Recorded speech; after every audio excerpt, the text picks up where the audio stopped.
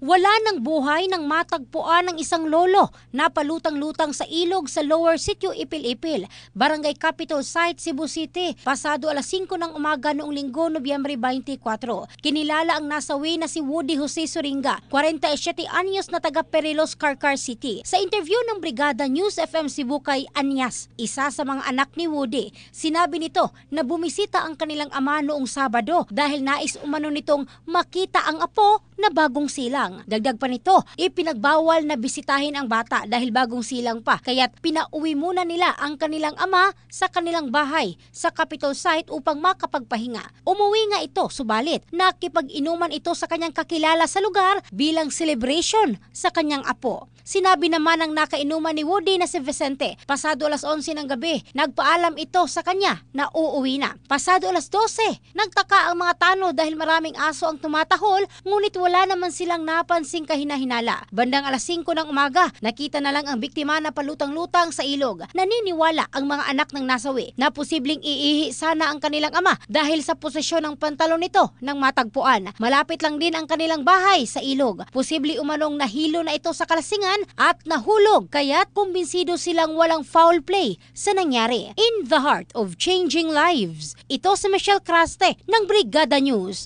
Philippines, the Music and News Authority.